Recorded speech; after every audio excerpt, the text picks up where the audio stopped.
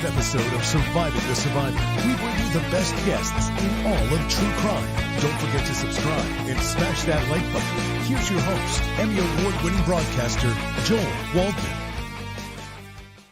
What's up, SGS Nation? Welcome to another episode of Surviving the Survivor, the podcast that promises to bring you the very best guests in true crime. And COE, for the last 637 shows, I've been meaning to tell you, I think our voiceover guy mispronounced our last name. I think he says Walden, not Waldman. That is going to have to be fixed. And we have to find a new voiceover guy, and maybe Chris Anderson is our man. Apologies for coming to you a couple of seconds or maybe minutes late. I thought it was on my end, and the COE was giving me, I was taking the heat, and Chris Anderson, the chief, was here to see it. COE, how long have you known this, by the way, that he's saying Walden? I've been hearing it forever. It drives me crazy. I try to pretend I'm not really hearing it. GB says, my favorite Birmingham detective. Everyone knows the chief. And Anna Sonoda is also joining us. I'm not going to do the official, but Chief is best known, I guess, from First 48. He was a detective there. He's got a book out now called Man, You're Crazy, about mental health and the police. And The Case is his other book. So, is it the Cookie Juice podcast? Am I missing an Crime and Cookie Juice crime? podcast? That's it. Okay. That's an important part of it. Crime and Cookie Juice podcast. And then we've got Anna Sonoda. She is a licensed therapist, and she wrote the book Duck, Duck, Groom, because that is very important for tonight's discussion. Last but not least, it is a Nike shirt, not hospital scrubs. Tommy Scoville has arrived. You all know Tommy. He's been on this with us, a former inmate in the federal system who has turned his life around.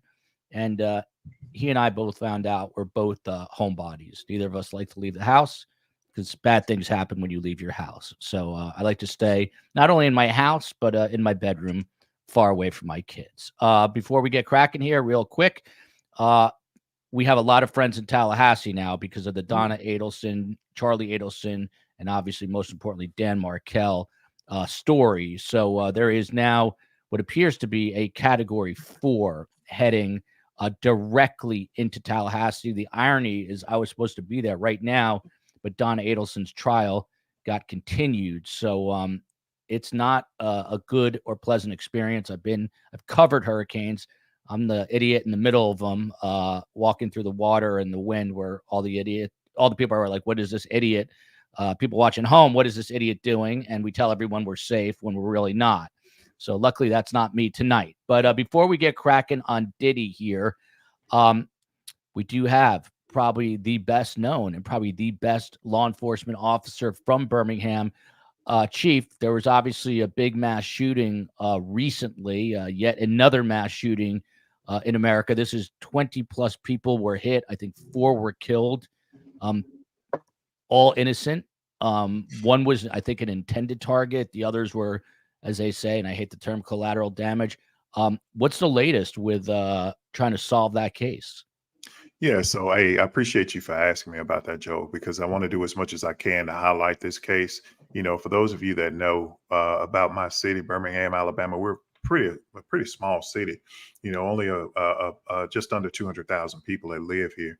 And to have a shooting that happens in the area, especially where it happened, and it's a pretty crime free, if you will, area where there's a lot of businesses and a lot of people that frequent that area, but we didn't have a lot of crime. But when you have a crime like this, a criminal act that takes place where you have 20 plus victims, 4 homicide victims, you know, you take note to it. So what's happening with the case right now, the law enforcement agencies are collaborating together in order to solve this case. It's something that we've done several times in my career. You work with your local forces like your ATFs, your marshals, your FBI agencies, and you start working to try to solve this case together. You know, we work a lot better when we're together. But it'll take even more than just the law enforcement agencies. This is going to have to be a public outcry and a public push to get these folks arrested, because there's no way that law enforcement officers can just do it alone. I don't care who you bring in. I don't care who you have. Without the public's help, it won't get solved. So that's what's happening right now in my city. There are a lot of people that are upset, a lot of people mad. I had a good friend of mine that was a victim that night, that was a victim of the shooting.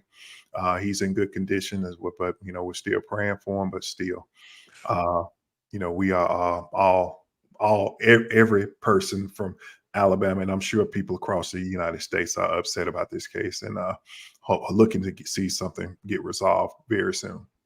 And do they think it's more than one shooter, multiple shooters here? Absolutely. You could tell I could tell from, looking at the photographs and things that they've been talking about on the news. The way that this shooting happened, the suspects were up at a higher elevation than the victims. The victims all had to go down into an area to enter the club area. And that's why you had so many victims that were shot or that were injured. It was, there were multiple shooters in this case. And you could tell the chief takes it personally. Another mass shooting in America. It's got to stop. I'm going to have, it's not, someone says, I like your new setup. It's sort of accidental because my main camera is not working. This is the old whatever, but it seems to work. Eventually, we do things slowly. In about 9 months, we'll fix the other camera. So stand by for that. And we'll also, I think I'm the only person hosting a show in America where my name is wrong. I get no respect, but that's okay. Obviously, there are bigger things to worry about, like shootings. But anyway, there is a big reward. I think it is $100,000. Yes. Chris, if you can send me the link, I'm going to put it in the show summary. Because the chief is here, people in Birmingham will be watching. He draws a crowd, and I'll put that link in there. If anyone has any information, you got to get it to authorities. You heard Chris say it is not going to get solved on its own. So we are thinking and praying for Birmingham and obviously Tallahassee tonight, and now into Diddy. So just to refresh everybody who might be joining this story a little late, it was a federal indictment where prosecutors allege that Sean Diddy Combs and his associates threatened, abused, and coerced women and others around him to quote unquote fulfill his sexual desires.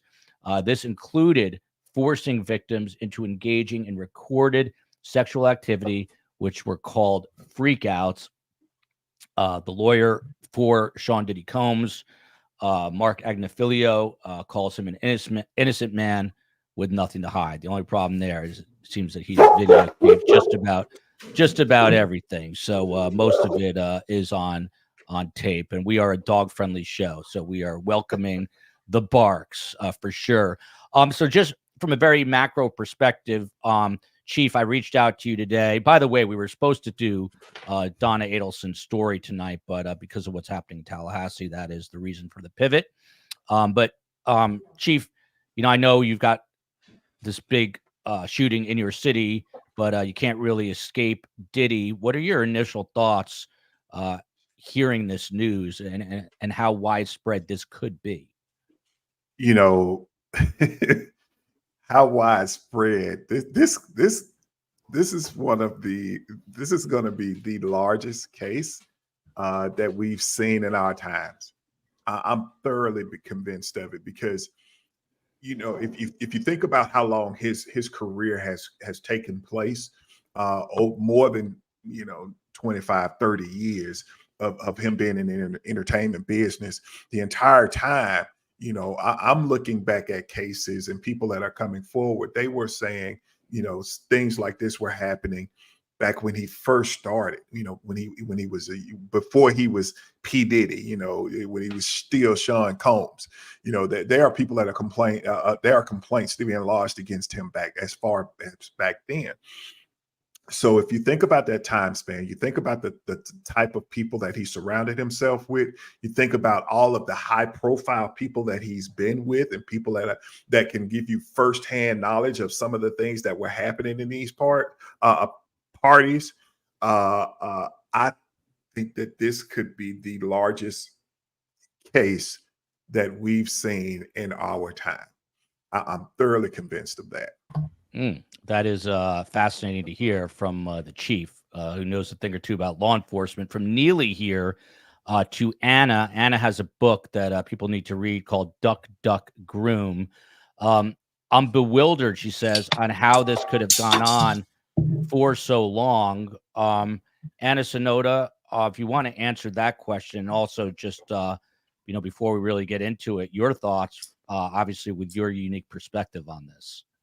Yeah, Joel, thank you again for having this conversation, because I think it's calling into question a lot of things that we tolerate in our culture and in different pockets of the culture. And this case goes on because you have individuals who are in a position of power and authority, who are exploiting that power and authority over individuals who are seeking something out of that relationship and out of that dynamic. So we have the perfect storm, essentially, in this case. You have Sean Combs, who's presenting himself as the mogul that he is, and as a result, people flock to his company, they flock to his side, and it was easy enough to find vulnerable subjects, if you will, when you think about what he put them through, who wanted the connection to lead to whether it was a job opportunity or some sort of fame or privilege or benefit. And when we think about the larger scheme of grooming, Joel, when you and I normally speak about this, we're talking in terms of adults or older teens exploiting younger children. But in this case, we still have to look at that core of what grooming is, which is a perverse form of courtship in order to gain trust, to have access and space alone with individuals. And this case will show us again and again that grooming took place even after the age of consent, even with adult women and men who, for whatever reasons, found themselves in vulnerable positions. And I'm glad you, noted that distinction. Correct me if I'm wrong, but this goes beyond just grooming. I mean, it appears that he was grooming, some teenage celebrities, and who knows who else, but also, coercing in a violent way adults into what he wanted them to do, which is not one and the same. Am I right about that?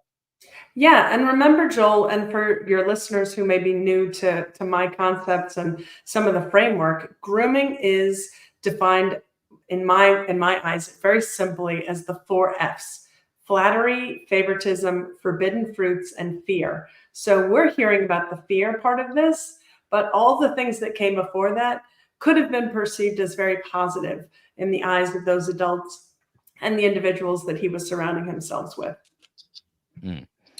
So we're getting some confirmation of news that broke yesterday. Yesterday it was kind of speculative.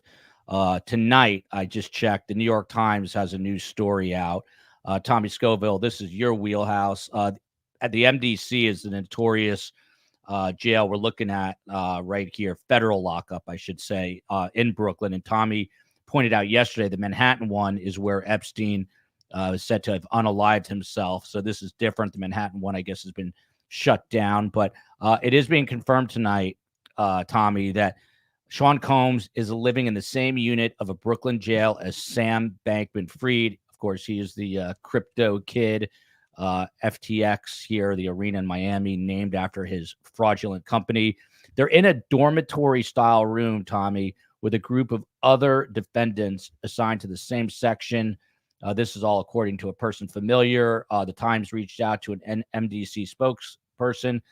The Bureau of Prisons public spokesperson, Tommy, must have a very easy job because they say they do not provide information about conditions of confinement, including housing assignments or internal security practices for any particular incarcerated individual. I think the person just copy and paste that every single time the media reaches out. But Tommy, break this down for us. What's going on in this federal lockup? Why is a guy that such a, I guess, a high value target and so important inside a prison or jail system? Why is he being allowed to just hang out with Sam Bankman-Fried and others in a dormitory style setting?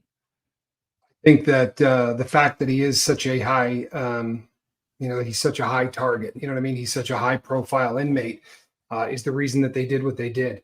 If they put him in dorm living, right? So that you've got, say 3 sets of bunk beds in one cell, he's less likely to have an opportunity to do something to himself. And maybe that's their fear more than anything, is that, this is a guy that may not want to face this. There was some talk that the last time there were allegations, he had made statements about wanting to hurt himself. So perhaps that's the goal. Keeping in mind the names that have come out that he's with, these are like protective custody of the protective custody, right? I mean, these are not people that are going to be, I don't think Sam Bankman-Fried's going to beat up Diddy. You know what I mean? I think that they're probably putting him around people that, at least from that angle, he's going to be safe. Look at this, a compliment. Everyone on the panel have very nice voices, even Joel. That's good. All right, so I'm glad about that. To the chief. So chief, Bankman-Fried, he's going to be in prison for a very long time, defrauded people, kind of like a mini Bernie Madoff, or maybe a supersized Bernie Madoff is maybe a better way to put it. His bail was revoked, and his lawyers are complaining to the jail, to the MDC. I keep saying the jail, but to this Metropolitan, is it the Metropolitan Department of Corrections, Tommy? Is that right? Yeah. Okay. MDC Brooklyn. So he's complaining, chief, the lawyers for Sam Bankman-Fried, that he only had intermittent internet access and could not adequately, therefore, prepare for his case. He's also a vegan, and he's now subsisting on a diet of water, bread, and peanut butter. I bring this up because this is one of the most notorious, jails in the United States, and this guy is whining about this. Does he need a reality check, this guy? I think he's in the best place to get that reality check. We need to start talking about prison. Yeah, look, I've seen guys that I don't know how, notorious you could really call a federal prison. I'm not familiar with the one up in New York, but I've been to several prisons in New York, speaking to defendants, and these weren't federal prisons. These were the jails that they hold the mass murderers and things of that nature. And those places, I'm 6'5", 300 pounds. Those places scare me.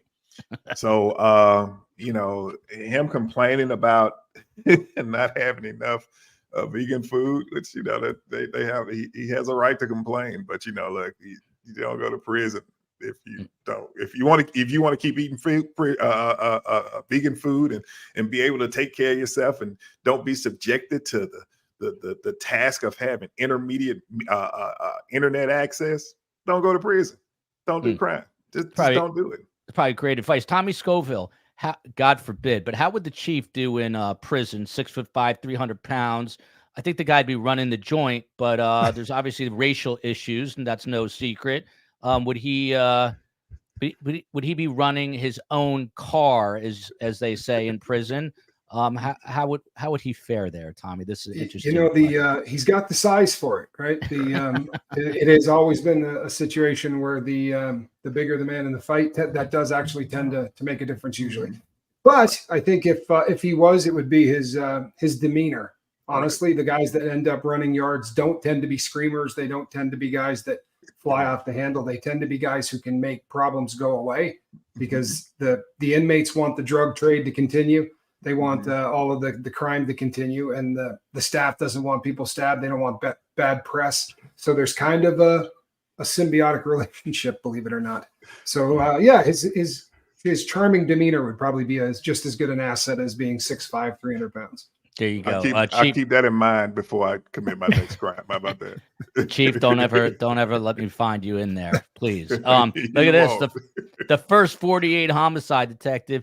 Best guess. It's not just a tagline. It's not hyperbole. It is our reality here. Steve Cohen booking the best guess in true crime, and COE is working on some things that are going to bring you even more best guests in the future. How about that for a tease? So Anna Sonoda, I'm trying to just go around and obviously get to everybody. People were asking because they've either purchased your book or interested in trying to purchase the book, leave me alone, Ned Smith. It's a car. And I already forgot all the other lingo that Tommy has taught me, but we'll get back to it. But Anna Sonoda, they want to know, is your book age appropriate for younger kids, or is it really designed for a parent to then kind of teach their kid, how to do what to do? Yeah, well, when I wrote Duck Duck Groom, Understanding How a Child Becomes a Target, it was really for other parents, because I kept having the same conversation over and over again with well-intentioned, very caring, very loving caregivers and nannies and adults who even worked with children, who failed to realize that the stranger danger tagline that's easy to remember is not what we need to focus our energy on. Of course, it does happen, but it is not the lion's share of the threat against children and families. And what I learned when I was counseling convicted sex offenders was time and time again, they would ingratiate themselves to the caregivers and to the guardians. And for that reason, that book is really aligned to not only adults and caregivers, but individuals who work in child serving positions like pediatricians, people in religious environments who are wondering, how can I keep my parishioners safe in this environment? Also for individuals who are older teens or older children. I've had many people give me feedback that they read the book with their older kids, older adolescents, because guess what, everybody? I don't need to tell this audience, but our kids are being exposed to predators, not just in real life and in person, but in the virtual world that they have all been given the keys to. So for those reasons, it's really more for older adolescents with the support of caregivers and for adults who work in environments serving children. A very, very valuable book, Duck Duck Room. Check it out. Tommy, I know nothing about this from TC. I wonder if you do, because I know you've been following this very closely. Does anyone know what happened to the little white girl, Ava? Diddy took her off the streets and said he adopted her. We never hear or see anything about her. I know nothing about this, Tommy. Yeah, there's not a lot on this. Apparently, someone chased down and found some footage of this girl recently, so she's still out there, and no one really knows if that was what that was, like some kind of weird publicity stunt or whatever. But Diddy had shot a video where he said, tell everybody your new last name. I just adopted a little white girl, and it was just a really another bizarre Diddy video. I don't know that there was really anything to it other than him being a weirdo in public, So Sam Bankman-Fried was out on a $250 million bond. Shout out to Phantom 6000. He is a lawyer in the LA area, living at his parents in Palo Alto. Bail revoked because he was trying to coerce witnesses. And Tommy, this is pretty much exactly what the fear was of the feds. Diddy wanted to put up $50 million. What a crazy amount of money. I guess Sam Bankman-Fried was denied because he was doing shady stuff at his parents, but Diddy didn't even have that chance, right? Yeah, because when they raided the two properties that Mr. Combs owned, he instantly started reaching out to people that were on the witness list and people that must have been cooperating, because they know he was reaching out.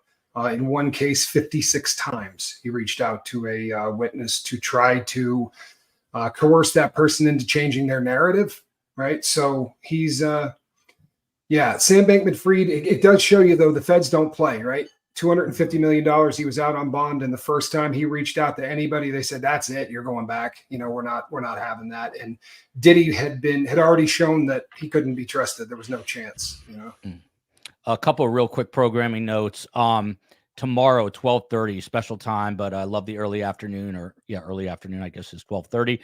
We are going to have Tommy back and two other former inmates who are going to dish on Diddy and his future, likely to be in the big house. So we're going to have three former inmates, and it's going to be a fascinating show, as it always is. Friday, 3 p.m., special time, because Uncle Phil Waters is out in Hawaii, and he's got some family business to attend to. That's going to be a really, really interesting show. We are going to be showing clips of the police interviews in the Maddie Soto case of both her mother. She was a 13-year-old that was killed by her mother's boyfriend. So we're going to be showing interview clips of the mother and the boyfriend who's incarcerated, facing the death penalty. And, you know, the chief here, Detective Waters, some of the best at obtaining criminal confessions. They're gonna break down what went down in the interview room, from Lily to Chief. Are you guys, Chief, going to be bringing back that show where you're investigating cold cases? Love that show. What's going on, Chief? So yeah, the show he's speaking about is Reasonable Doubt, and what we looked into were cases of accusations of wrongful murder convictions. You know, my partner and I will look back at the case, just look at the case in its entirety and see if this person should have been convicted. So that show, out of the 50 episodes that we did, led to, I think we were at number 7 here in the past, earlier this year. We had our 7th person that we highlighted on that show whose conviction was overturned. Now that's a better percentage than, some of these other groups that do it professionally. So, but unfortunately, no. ID has said that 50 episodes was enough. I guess, look, it gets hard flying a 300-pound guy around the country looking at these cases, I guess. No, seriously though, I pray to God that he opens other doors, because a show like that was well needed. It was very much needed, because it highlights some of the problems in our criminal justice system. It's not perfect. It's one of the best, but it's not perfect. And when we have problems in our system, we need to highlight it. We need to talk about it to see what we can do to make it better. So, and tell her I appreciate you asking about it, but I don't think that show will be back again. Yeah. And Chief, you're an investigator. From an investigative standpoint, this is obviously a federal investigation. For Miss Brazy, Detective Anderson, you're one of my favorites from First 48. Watch you for years. Thank you for everything. The super chat. Everyone loves the Chief. That is a universal truth. So from an investigative standpoint, this is a federal investigation. But how do you go about continuing? They're really at the beginning of this. I mean, there are so many tentacles. So many celebrities' names have been thrown out there. So many civilian names have been thrown out there. I mean, where do you start, and how long does something like this go on for? So a case like this it's literally like an iceberg. What you're seeing is just the tip of the spear. The underlayment, what's under the water, the stuff that hadn't been uncovered, the stuff that you can dip your head down and maybe get a glimpse of, is what they are looking into now. And I'm telling you, this is a huge, huge glacier of an iceberg, because there are so many people, just like you said, Joe. It's just so many tentacles. It's just so many people that are involved. It's so much information, and that's the reason why you have to have the collaboration between so many different aspects of the federal government. All of these as investigative bureaus, plus the law enforcement or officers that work in those areas. It's huge. It's going to only get bigger, because they are not going to stop. They can't stop now, because it's just so much involved, and there are going to be so many. What you're going to start seeing now that he's been arrested, and which you're probably already seeing, they've already started to circle up the wagons and start trying to distance themselves from him. But it's so publicized, it's so widespread, that it's going to be hard for a lot of people. It's going to be definitely hard. Hey, Tommy, when you did some things that weren't too kosher, that wound you up in the system, in that period of time where you knew they were coming after you, what kind of anxiety is that when you know you've done some? It's crippling. It really is. It's crippling. I had it's happened to me twice in both cases. One, it was about 6 months that I knew. I mean, there was no doubt that they were putting a case together, and the second one might have been 3 months, but it's the most horrific feeling in the world. I mean, it really is, that period of time where they're out there talking to every person and drudging everything up. And what you got to realize, it's hard to put ourselves into this guy's shoes, because as he's sitting in there and dealing with all this, he does know where every single body is buried, right? Mhm. He's thinking back to, oh, that one was horrific, right? Or that one, this girl's really got a chance of burying me. I would imagine he's sitting in a cell going through all of the crimes that are out there, and who's going to flip, who's going to turn on him, because this is going to be, like you said, the biggest case ever. I can't imagine the discovery on this case, with the amount of tapes and everything that it's got to be truckloads. For real, it's terrifying. Yeah, it really is. 1776 daughter, I think, feeling the way a lot of people are feeling. I don't trust that the public will ever know the depth of this for the same reason Epstein's list has never been published. A lot of powerful people. These are celebrities, not world leaders. So maybe it's a little different, but celebrities have, unfortunately, too much clout. I mean, to that point, Chief, and then I'm getting back to Anna. Someone was asking, like, because they're celebrities, from Birmingham to Hollywood, whether you're a celebrity or not, that should not mean that you evade, being sought out for justice if you've done something wrong. Is that right? Oh, absolutely. Everybody, one thing that our criminal justice system should represent is that no man is greater than the other when it comes to criminal justice. Now, we know that's not the case in all cases, but our criminal justice system should be a bar of equality for everyone. And you said it best for me, that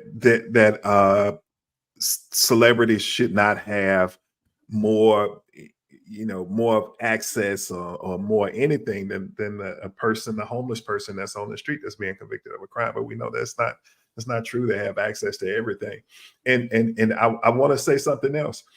When I was doing my research in this, there are some world leaders.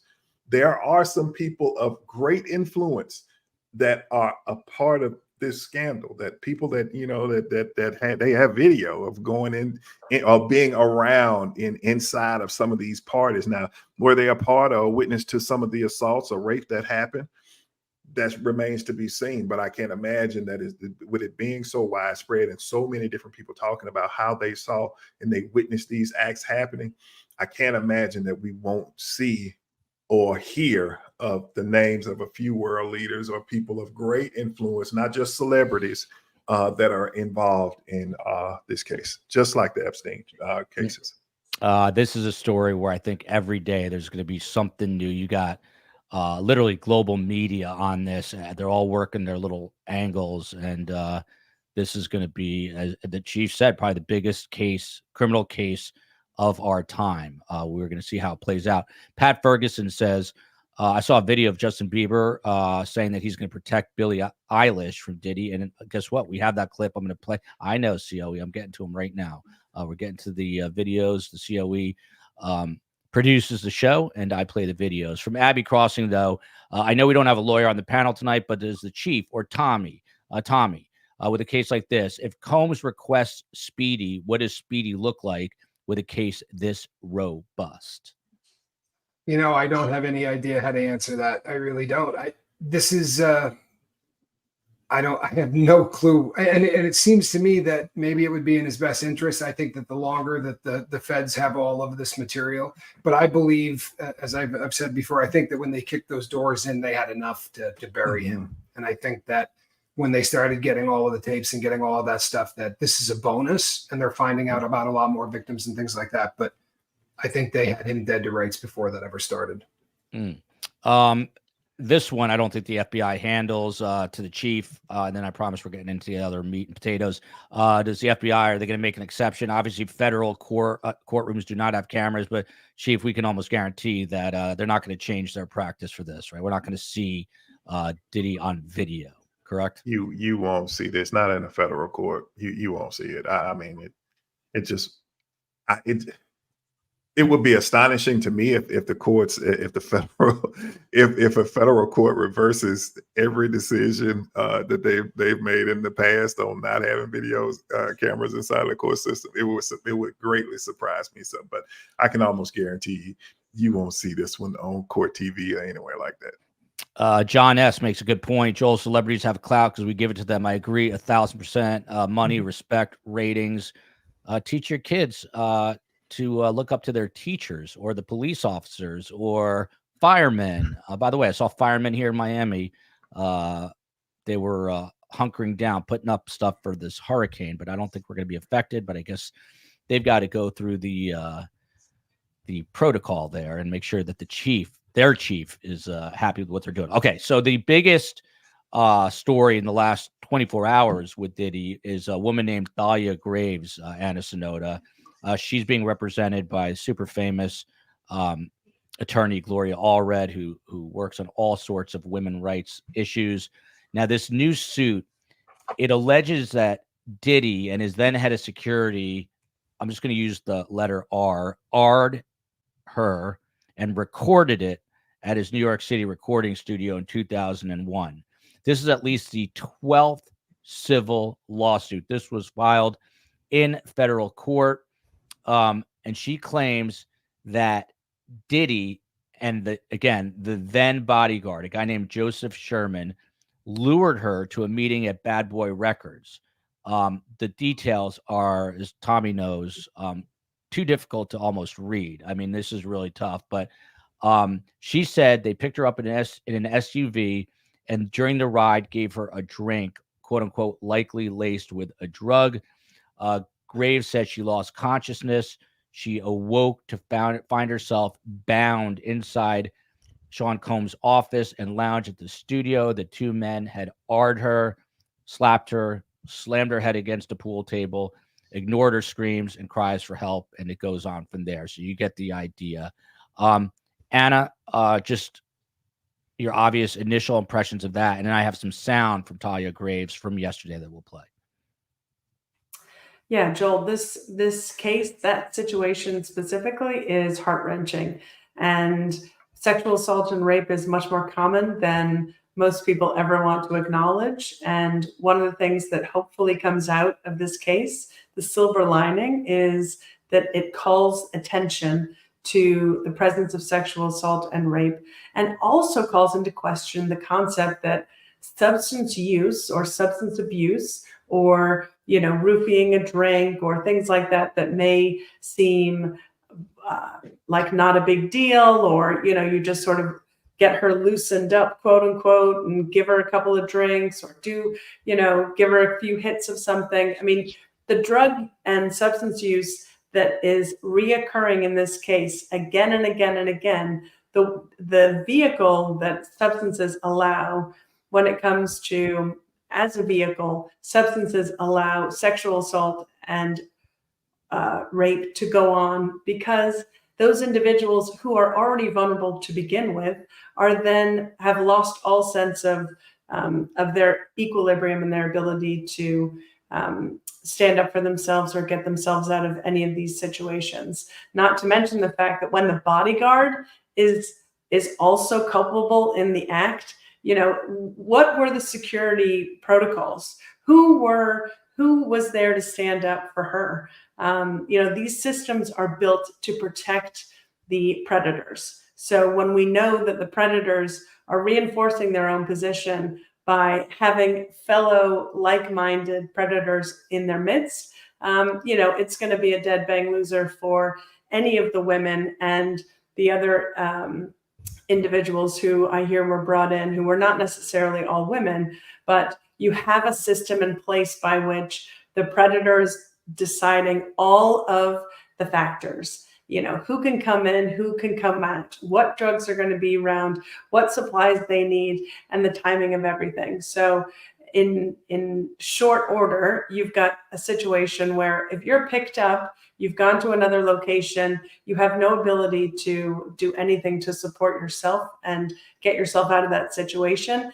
And the individuals who are there for security, quote unquote, are the ones equally culpable. Just astonishing.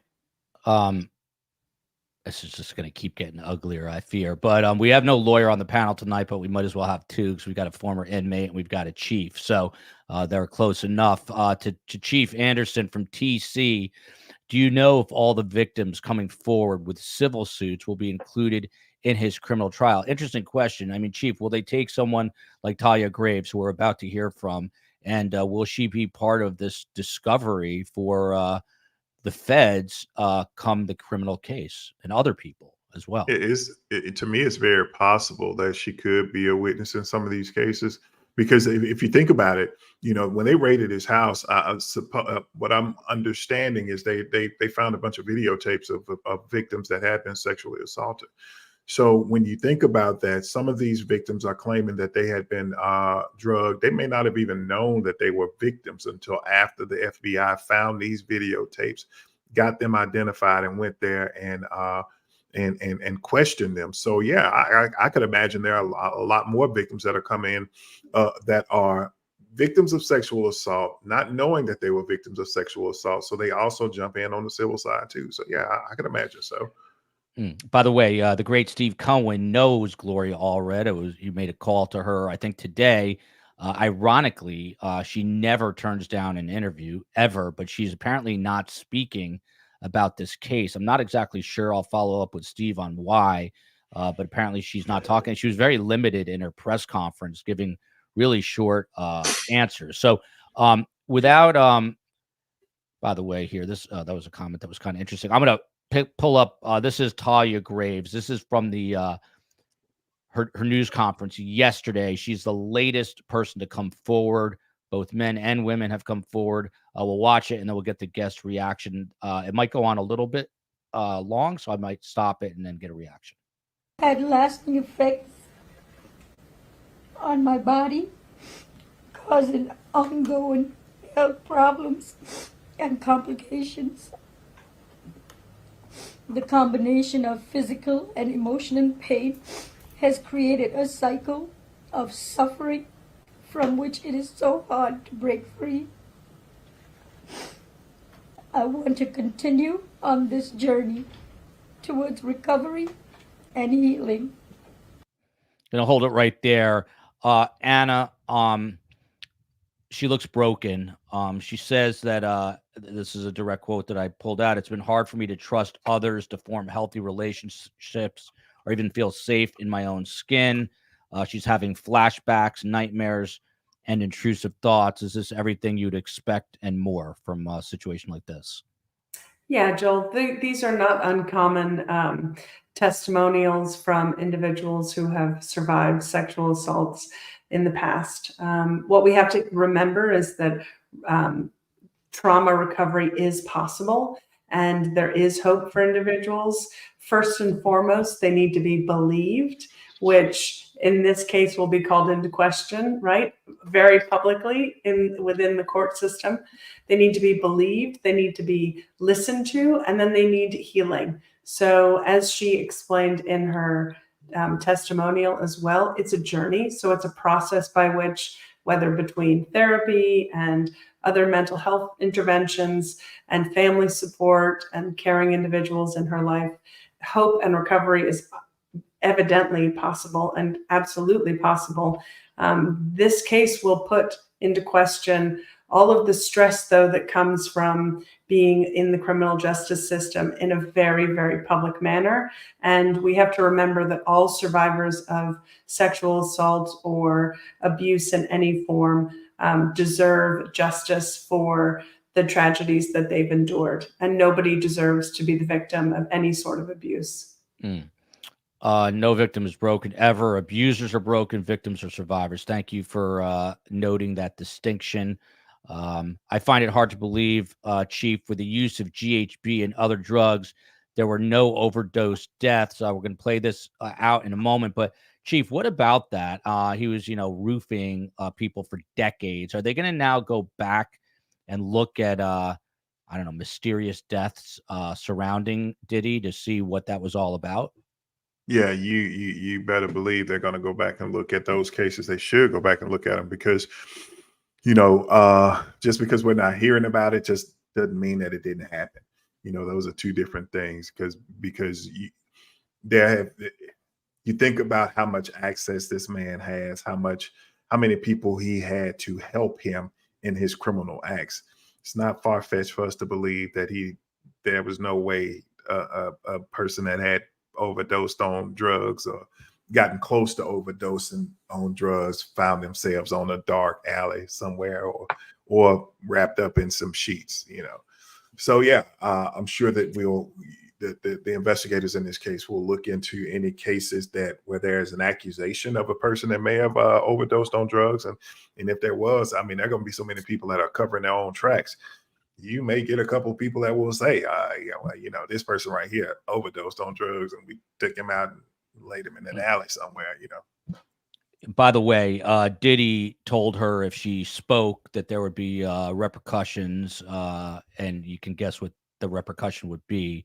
And that's why she was silent for so long. Ginger Richardson said, absolutely love your show. Just think of how much good work Diddy's money could have done for young people. So much lost, that is for sure. And then Mike Skidmore here, the body language of the woman and a reaction. Her name is Thalia Graves, total PTSD. She cried a lot. It happened in 2001. They sold a video of it on the dark web. Apparently, Diddy was doing a lot of selling of videos, which is going to come to the surface as well. Let's play out the rest of this. We'll get Tommy's reaction. I'm glad that he is locked up, but that's a temporary feeling of relief.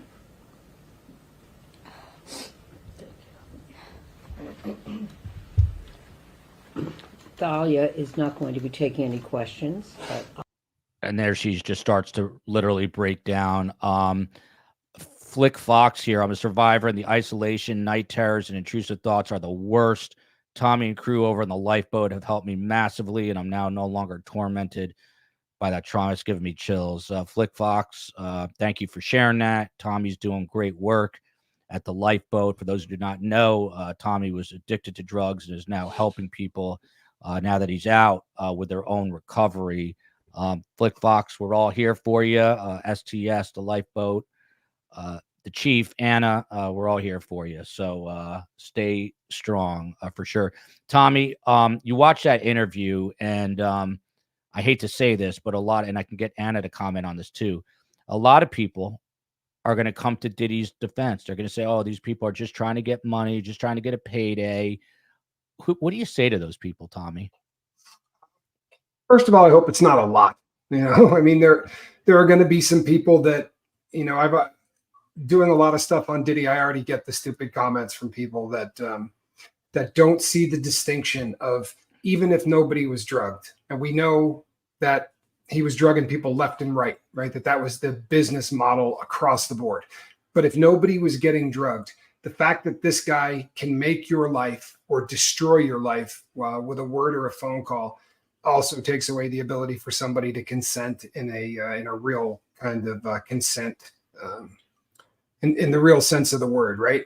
The fact that this guy can make you a rock star if you decide to perform, that's not consent.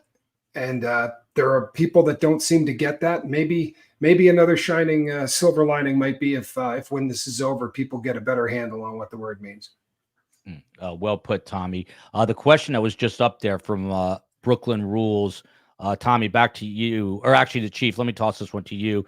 They were asking, she's asking, how long has this investigation been going on? I mean, the feds notoriously keep things very quiet, but if you had a guess, I mean, obviously he came into kind of the limelight in the late 90s. How long do you think they've sort of been onto this? Has it been years, months, decades? There's no way to tell in a case like this that spans so wide. I will say this, that when that Cassie video came out was when they really, really ramped up a lot of the investigations that they were doing. I have so many different feelings about that video on both sides, because, look, as an investigator, you got to look at both sides of it. Look, that was a horrible, horrible act by a man against a woman. No matter how you look at it. But that case, that actual assault, the video was recorded, way back in 2016.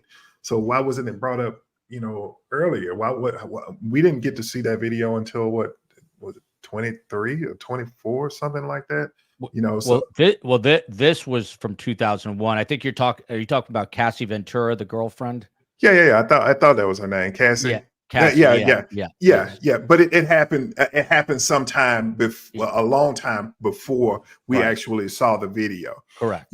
So that just goes to show you that who had the video? You know, I'm sure if law enforcement would have had it, they would have more than likely put him in jail, or there would have been an investigation launched way before then. It's just problematic for me, and it just shows how widespread this whole thing is and how many people he had helping him, because that video stayed out of the public's eye for a long period of time before it finally came to light. So it's go ahead. Yeah. Chief, to you, just back to you from Kelly here. Do you believe that some associated with Diddy, worried that they will be involved, have already gone to investigators to tell their story? What's going on behind the scenes? Obviously, huge names. Going to play a couple of clips of Justin Bieber, who I fear was a victim in this. But what about others? What's happening behind closed doors? Is that for me? Yes, for you, Chief. Oh, absolutely. People are coming forward that may be implicated in this. You know, look, it's absolutely. Yeah, you know, this happens. Pick a number. Yeah, no, right. You know, when I was working homicide cases, you know, this is just me working my minor little homicide cases. We would have cases that multiple people were involved in, and we would be working the cases, and we'd knock on the right door and find somebody that may be close to it, but has a whole lot to lose, a whole lot more to lose than anybody else. Well, those folks are usually the first ones to start talking. And once I get one of them talking, and I can pit him against the rest of them, they all fall down like dominoes. And I love cases with multiple suspects and multiple defendants in it, because those cases are much, much easier to work than just a single lone person. So going back to Diddy's case, absolutely. We just talked about how widespread this is. There are a lot of people that are involved that have a whole lot to lose, and that are probably just as involved almost as Diddy himself. So yeah, you better believe they're going to come forward and start talking about it and put themselves on the witness list instead of the defendant's list. And Tommy, I'm going to ask A.B. Butler about this tomorrow, but what happens, if you squeal on Diddy in the streets? If you do that now, is it the same consequences as it was 2 weeks ago? Has anything changed? There are a lot of people in the system who think that there are certain crimes that you absolutely can tell on. There are people who believe there are no crimes. No matter what it is, you can't ever work with authority, kind of the omerta thing. I don't think he's got much left. I don't think, honestly, I don't think anybody would catch crap for testifying against Diddy at this point. And there's a lot of stuff just behind the scenes, things like there's a guy that there's a video that's gaining some traction that talks about Diddy hitting his mother. Now, if that one gets around and people hear that, that's one of those things that would get him into a world of hot water on the inside, and then kind of all bets are off. This guy's he's already really, really unpopular. The crimes that he's done here are disgusting. And just quickly, because you see comments that say stuff like, how are women not dumb enough to hang out with this guy, or, to be around this guy? We're looking at that through 2024 lenses, right? Mm-hmm. If you go back to the 90s, this cat was a billionaire. He was on top of the world. He had Sean John. He had all these things. And all of the rumors that we've been listening to for the last 10 years or 20 years weren't around. So a lot of these people, why were they there? Because they thought they had a shot of being a star, right? Yeah. You got close enough to somebody that's a hit maker. I think that sometimes we look back through the wrong lens. Right? Look back from what it would look like in the 90s, and he wouldn't have been as dangerous a person, seemed to be as dangerous a person as he would today. Yeah, very well put. Hindsight is always 20/20. Andy, to Anna here, is Cosbys Model too, and no one wanted to believe that either. Just brought up an interesting question for me to you, which is people, they always seem to categorize like this is equivalent to Diddy or this is less than. But what do you say to those people? I mean, what Cosby was convicted for was horrific. I mean, roofing women. Diddy seems to take it a step further. Is every case just its own unique case? Is that the way we should be looking at it? Well, I think what we have to remember in any case is it's an opportunity to fine-tune our protection approach. right? So we have to take these cases, and instead of getting sucked into how awful they were, we have to look at it with the lens that we have now in 2024 that says, oh, now we know Harvey Weinstein, Cosby. You know, we have several examples of individuals who are at the top of their game, who are using that power and privilege to exploit those who might be more vulnerable. And instead of us always thinking about, you know, dissecting the case itself, we have to say, oh, well, let's look at how we can make the music industry, for example, or the movie industry, or any other industry in which power and money are so intertwined. How can we look at fame and prestige and take away the, or diminish the risk to up and coming actors, singers, producers? Because it's not as if these professions are dying, and it's also not as if the profession wants the tainting color that is coming with these cases either, right? I mean, look what's happened with the movie industry as a result. Many of the female producers now have sort of come out of the woodwork, developed their own approaches so that they've taken that power back, so to speak. Now, I'm not familiar enough with the music industry to know how are women maybe putting themselves, or how could individuals put themselves in a position to diminish one person is the king of the castle, and that person's decisions at a moment's notice, as has already been noted in this conversation. You know, if you got Diddy's seal of approval, so to speak, then you were automatically in or automatically out if you didn't. So we maybe need to look at this differently and think, how can we change these industries that are so tied together with fame, money, and power, and figure out a way to make individuals who are up and coming less vulnerable to this sort of predation? So many questions have to be answered still. This is so Justin Bieber sadly is being dragged into this. I'm sure he's not happy about it. Here is a video. I believe this is the one where he is speaking about Billie Eilish. Let's watch it together. We'll get reaction. Me being that young and being in the industry and not knowing where to turn, and everyone, you know, telling me they love me and, you know, just turn their back on you in a second. So if she ever needs me, I'm going to be here for her. But yeah, just protecting those moments, because people take for granted encounters, and I just want to protect her, you know? I don't want her to go through anything I went through. I don't wish that upon anybody. Yeah, if she ever needs me, I'm just a call away. Anna, what stands out to you about that? I mean, to me, it's still how young he looks after all these years. He's just a young person, having gone through this, I think, beginning at age 14 or 15. What do you see in this video? Well, I see, as you've already pointed out, he's extremely vulnerable in the way that he presents and his youth. What we also have to recognize here is that individuals who are seeking something from somebody else are ripe for being groomed. So, as I said before, grooming is the 4 F's: flattery, favoritism, forbidden fruits, and fear. So when you're picked, when you're the individual who gets hand selected by somebody who does have the authority to make your career, then you're pretty much putting yourself in a position to be at their beck and call in many ways. And you might put yourself in situations, or find yourself in situations, even when you didn't intend to, where you could be exploited or exposed to something that, you know, this doesn't really fit my morals or my character or my values.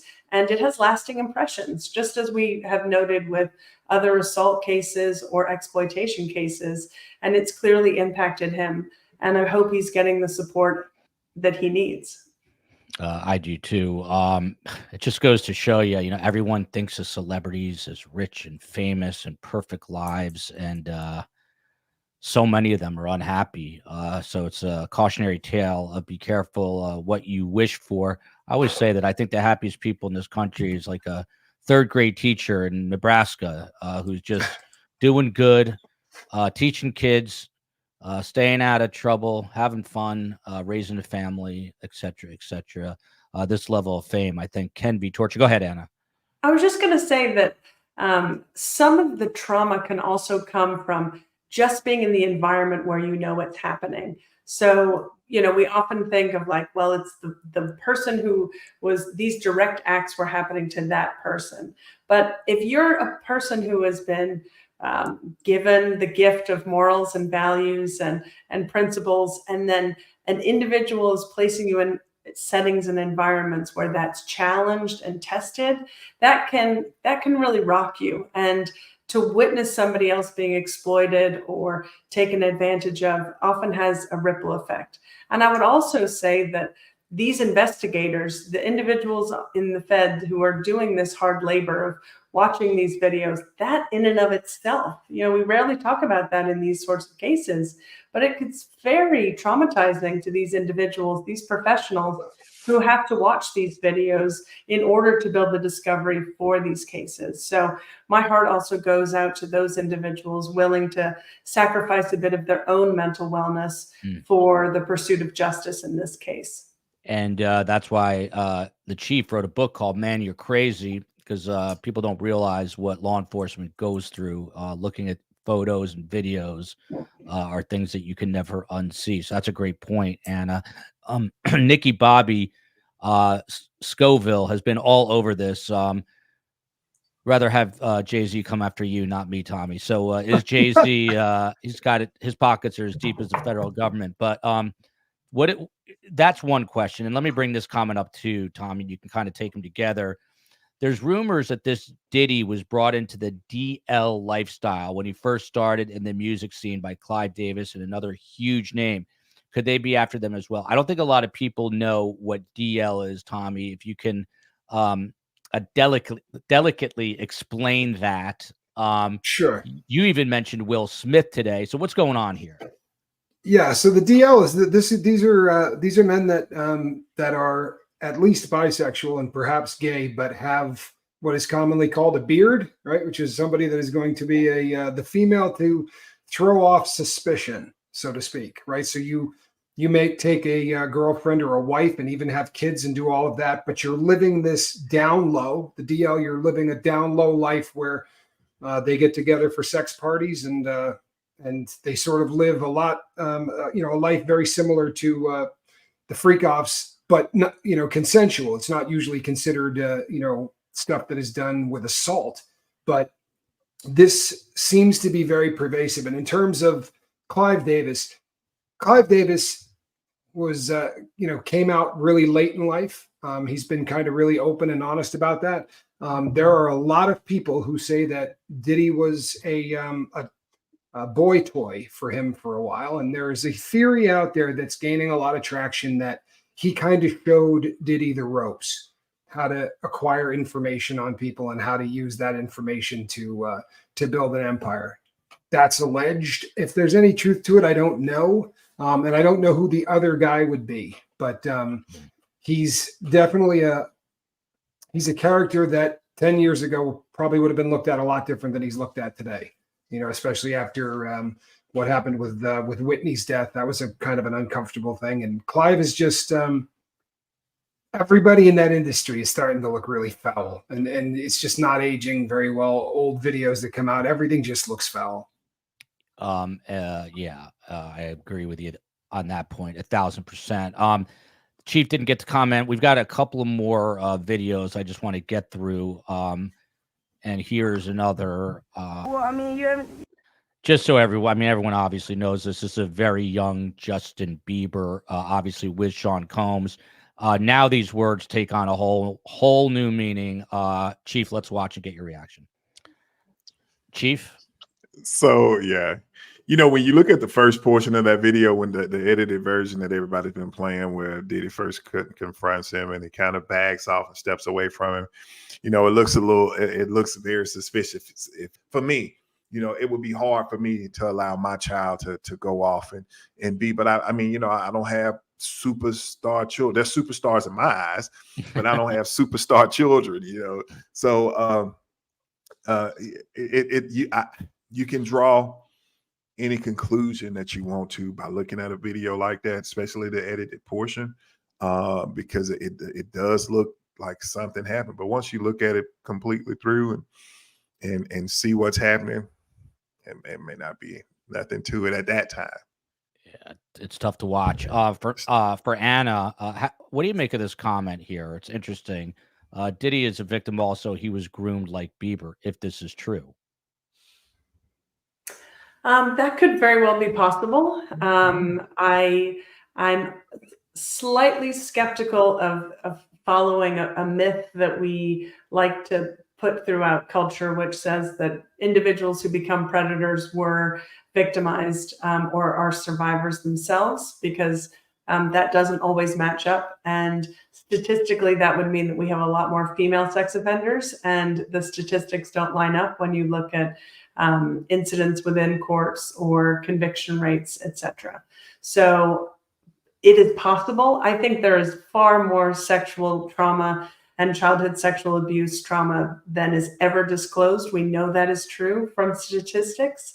And we have to keep in mind that that never, ever justifies acting out in a harmful way, coercing people, exploiting individuals. It is not an excuse, and it should not be used as such when we're looking at this case or any other case. And I think even when we're thinking about the individuals who survived in his company or in his presence, we have to remember that those individuals are not at fault when we think of what they endured, that this was a choreographed scheme that was tracking money and drugs and other privileges and benefits from what was occurring behind closed doors. And it does seem, when we look at these cases time and time again, that these are like open secrets, right? So we think, oh, nobody knew, nobody was talking about it, this is such a new thing. No way, this has been an open secret. So yes, the public may not know about it, but people who were close to Sean Combs knew that these were his patterns of behavior. And that's exactly what families and individuals, whether their children are exceptional in sport or in music or in acting or in any other activity, it's critical that we recognize that those individuals who seem to come out of the woodwork and say, oh, under my tutelage, under my direction, your child can be exceptional. You just stay back there and I'll take it from here. Because any attempt that an adult makes to isolate our children away from our supervision and our observation and our decision-making for the best interest of our children should be noteworthy and a potential red flag. I'm reading this comment. I was a victim of child abuse, both me and my dear sister. Neither one of us ever desired to abuse another human being. In fact, neither one of us ever had children because we were so damaged. Thank you for sharing that. I know that is very difficult. There was a question in the chat, Anna, that's probably the most important question of the night, which is, how do you break the cycle? Once you're in it, how do you get out of it? Which cycle exactly? The cycle of grooming? How do you interrupt the grooming process? I guess the question is, if you're being groomed and you know it's happening to you, or you're like Justin Bieber, how do you get help? How do you remove yourself from the situation, especially at such a young age? Sure. Well, the wonderful thing about what we're doing with this conversation is we're letting people recognize that grooming is observable. And once you know what to observe, once you know what to look for, then you can interrupt the process. And predators and predation runs on gas, grooming, access, and space. So if you have any skepticism or any concerns or gut check about maybe something being grooming, then what you need to do is you need to limit access and space. Because in order for abuse to go into the next levels, they need isolation alone with children. And you saw that in this case when we're looking at Diddy. He had to take those women away from, or those individuals away from, their normal environments. And what parents can do, what caregivers can do, is to look up, to show up, look up, and speak up. Because if somebody is moving in a direction that feels like flattery, favoritism, isolating your child, saying, I've never taught somebody like you. I've never been with an individual like you. I've never had a kid in my class like you. Then that shouldn't be something that you fall for as a caregiver, which can be a trap that many of us might feel like we would want to do. Instead, we need to keep an air of skepticism about individuals who see our child as somebody that needs their direction only with their presence. Chief, you have 5 more minutes. Sure. All right, I'm going to play one more video here. Let's see what this is, and then we'll get some final thoughts. Here we go. You rock this every time you come to LA. Yeah, this will be yours. So every time you come to LA, it's a little dusty, but you know, come get the front shot of this. Man. Minute. Woo. Okay. Okay. All right, so I'm gonna be driving this next year.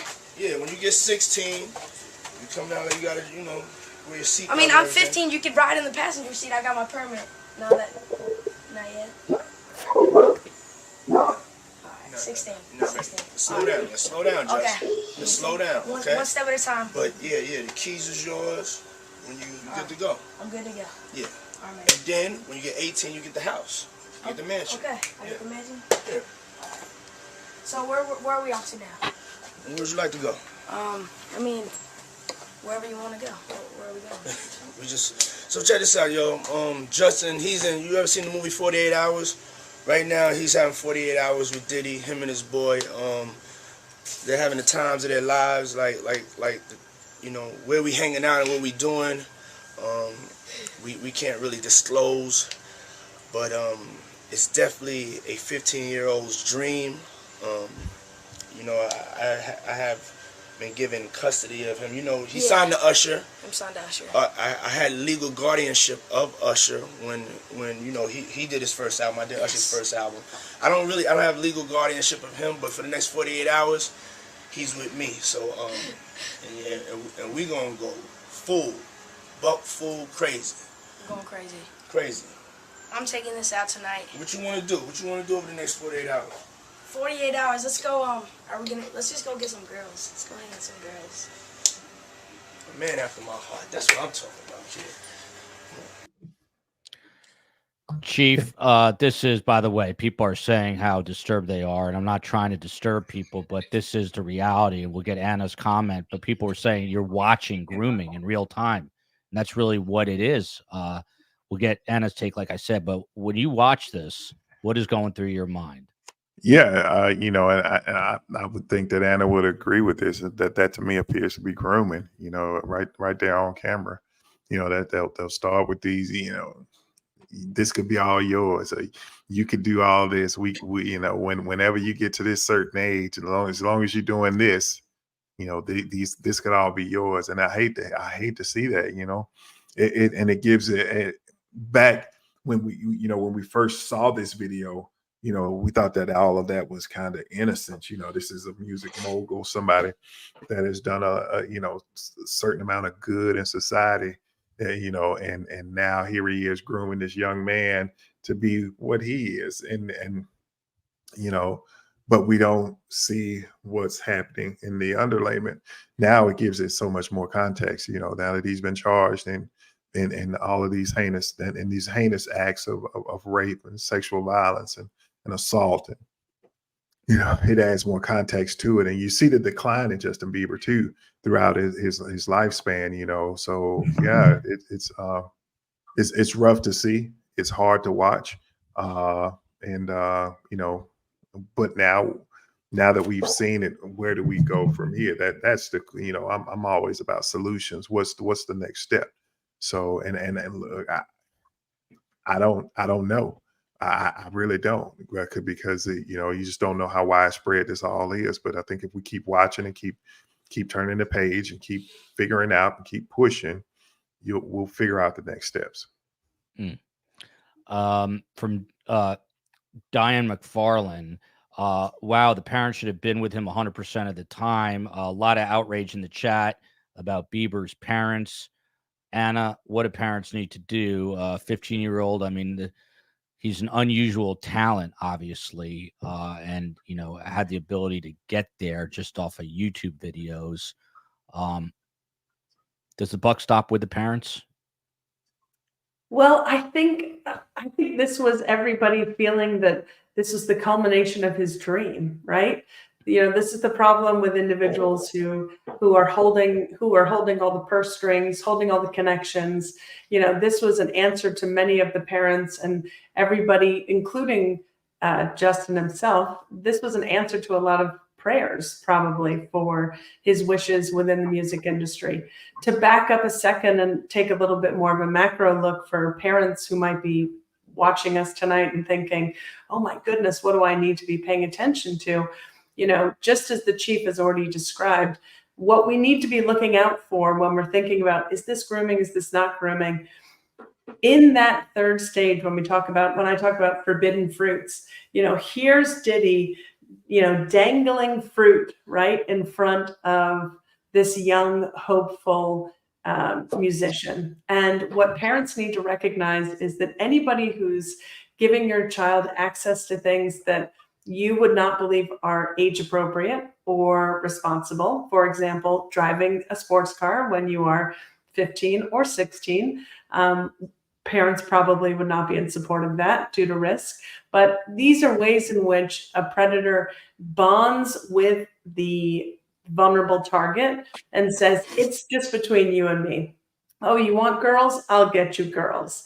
And that then reinforces potential shame and guilt on the part of the survivor to say, well, I was curious about these things, or, these things were given to me. The same is true when it comes to substances. We need to be looking out for those adults who say, oh yeah, your parents say you can't drink or you can't do drugs, but when you're with me, you can. That coach who invites the team over and says, yeah, boys, tonight you can drink beers. I bought you a 12-pack of beers or something. That's grooming, because it's as somebody who is not aligned with the adult to be respectful of what's in the best interest of this child. And I think to use this case as an opportunity for parents to think, what does grooming actually look like? It actually looks like a perverse form of courtship. It actually looks and starts off really sweet. And there were many, many examples along this road for P. Diddy where we could say there were many people who thought this was a real gift. And predators often set up a dynamic with potential targets that feels that way. It feels sweet. It feels like a benefit. And even to caregivers, to be able to have free babysitting, free tutoring, free help, free rides, that can often feel like a really wonderful thing. And I just ask for parents to be cognizant and aware of whether or not that individual is aligned with our values. Someone brought up an interesting point too, that the parents were groomed. Another amazing panel here tonight. Thanks to all three of these guests, because I called them last second. Chief's a busy man, so is Tommy and Anna, so I appreciate them being here. You'll probably be disappointed to learn out in the news today, there's a report that Sean Diddy Combs' music catalog saw a big spike in streams after he was arrested and charged. So he's profiting even more, up an average of 18.3%. What is wrong with Americans and people around the world, I guess, not just Americans, that they are now buying his music and, in essence, supporting him? Tommy Scoville, he was raised in an upper middle class family in the great state of Vermont. He got hurt. He got addicted to pills, ended up in a federal prison. Now he's helping people. Tommy, why the hell are streams up? And your final thoughts this evening. By the way, Tommy's coming back tomorrow, 12:30 p.m. We're going to have 3 former inmates dishing about life in prison for Diddy, what he's dealing with now and in the future. Tommy? You know, I think some of this might just be sort of people who are trying to listen between the lines, because in this genre of music, a lot of times people come out and talk about exactly what's going on in their life. And I think some of these people might be going back to hear if any of these artists talked about Diddy hurting them, or Diddy, You know, there's a pretty famous clip out now of Bieber singing about a Diddy party, and today that has come out that Diddy didn't record. I mean, that Bieber didn't record that. That whole thing is an AI fake, and there's millions of views. I mean, people talk about this thing as if it was his latest song, and that's been going around for a real long time. So I think that a lot of people are just grasping for news, and they may be listening to try to hear if they can hear anything that's that's weird. That's interesting. Anna, I'm going to ask you about that. Anna has written the book Duck, Duck, Groom, Understanding How a Child Becomes a Target. It's a must buy. Check it out. She's also a licensed therapist. AI, I mean, it's a whole other show, but that could also be really sinister. I mean, people can be AIing things in order to groom people. Are we headed? Is technology taking us to potentially an even darker place? And your final thoughts on Diddy tonight and the allegations against him? Yeah, I would say AI is a topic for another day, and we could spend some many hours on how, whether it's grooming online or AI sexual exploitation, using images, creating fakes. That I would be happy to come back and talk about that.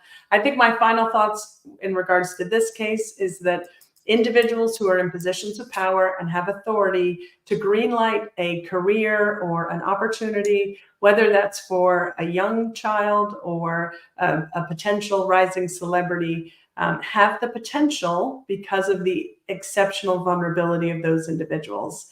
And grooming thrives in silence. And this case is fraught with individuals who stood by and were silent. So we have to remember that if at any time an individual says something, you hear something, that open secrets are often the first sign of something being very, very wrong. And so what we need to do as families and communities is we need to lean into what people are saying. We need to find out more information. And if ever a survivor comes to you or comes to your child and shares that something has ever happened, our first obligation is to believe them, to trust what they say, and then to act on their best interest. I don't know how easy that is to always do, but everyone's got to make their best effort. And I think the chief can tell you that unfortunately, there is evil out there. Chief Chris Anderson, he was a detective sergeant on First 48. He's the author of The Case and also Man, You're Crazy, about the mental health situation in law enforcement and what law enforcement deals with. Chief, your final thoughts here this evening. I'll leave it totally open-ended for you. Yeah, final thoughts for me. You mentioned something that I think is a whole nother hour, and that's how technology has advanced the ability of people like a Diddy or perverse people in our society to operate in AI. All of it goes hand in hand. So, I appreciate you bringing that topic up. And if you ever have a discussion about it, I would love, because you and I have talked about it. We've talked about it a lot on how our technology has helped us and hurt us in several ways in investigative work. So final thoughts on this case. We are just at the tip of the iceberg. We should all keep our eyes open and work to find a better tomorrow. That's the only way that because as much as I hate to say it, there are other Diddys out there. There are. We just hadn't found them all yet. So I'm hoping that this is an eye opener for someone that may be experiencing some of the traumas that go along with being a victim or being groomed. And I'm hoping that something we said here tonight goes to help somebody get escape from that grooming. Really well said. That is why the chief is a chief. He's a leader. You heard him say it. He's always looking for a solution, even when things are bad. You know what? My beloved mother, exactly the same way. She's a literal and figurative survivor of the Holocaust. No matter what comes her way, she is always pivoting to look for a solution. So it's interesting. that the chief and my mom, albeit a little bit different, since the chief is a 6'5", 300-pound black man, and my mom is 5'3" Hungarian Yugoslav. They have a lot in common. So there's more good in the world than bad in the world. Remember that. Love everybody. Love this panel. Love you, Arizona, Georgia, Birmingham. Let's find those shooters in Birmingham. If anyone's got any information, Chief, text me that, and I will put it into the show summary. And let's hope we see justice prevail here. He's a powerful figure in Hollywood, but his comeuppance is around the corner. You pay for the crime. We will see you at 12:30 tomorrow. It's Tommy Scoville. He is back with Larry Levine and A.B. Butler, who is a friend, current and maybe former, of Diddy himself. We'll see you tomorrow, 12:30.